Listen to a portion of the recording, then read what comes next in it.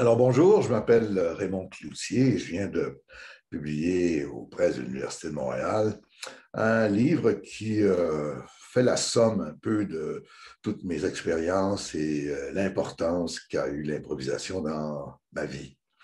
Alors ce livre-là, je l'ai divisé en trois segments, trois parties, parce qu'il y avait trois champs d'intérêt pour moi. D'abord, il me fallait expliquer un peu la source, d'où venait cette passion de l'improvisation et comment elle a été utilisée tout au cours de ma carrière, si vous voulez. Je suis d'abord un acteur, j'ai été aussi un directeur de conservatoire, de théâtre et aussi écrivain de fiction et d'essai. Et cette passion pour l'improvisation a desservi l'ensemble de ces activités-là étonnamment.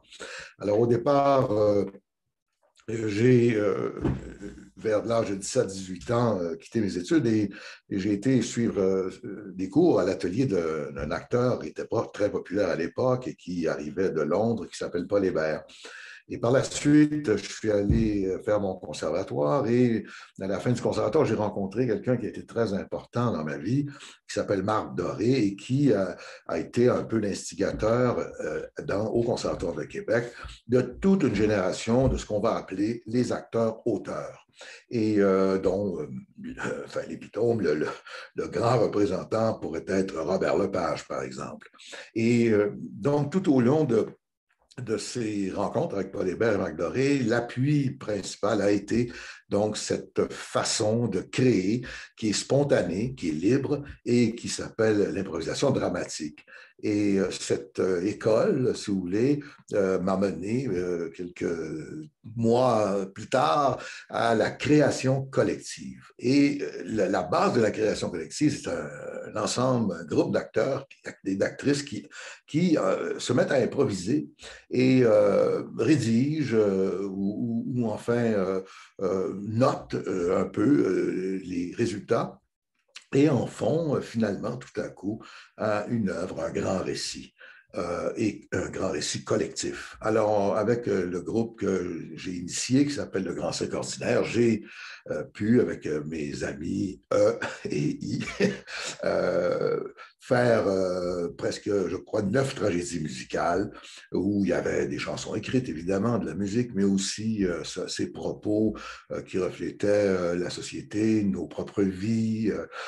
Enfin, c'était le lieu de grandes aventures dramatiques qui ont eu une grande popularité dans les années 70.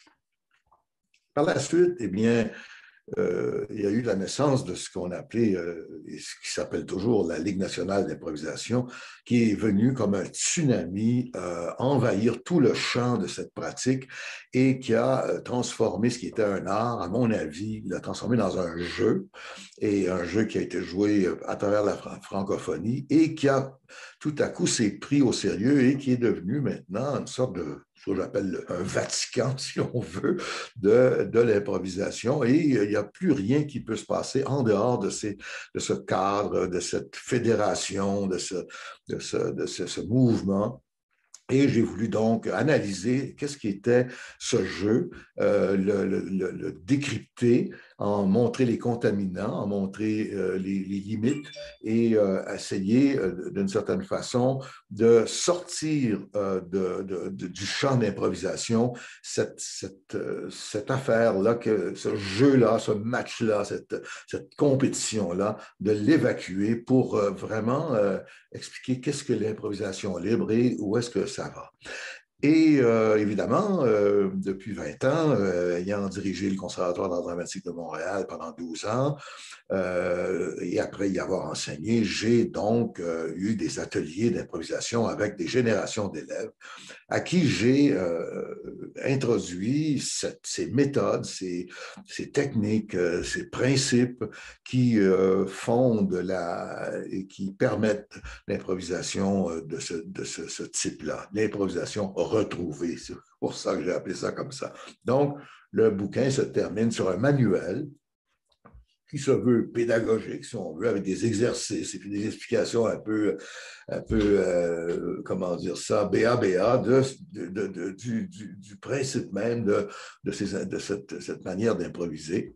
Et je veux, je souhaite que cette somme, si vous voulez, un peu de ma vie à l'intérieur de cette discipline puisse se transmuer, se propager un peu et faire contrepoids à ce qui est devenu, à mon avis, une déformation de l'improvisation.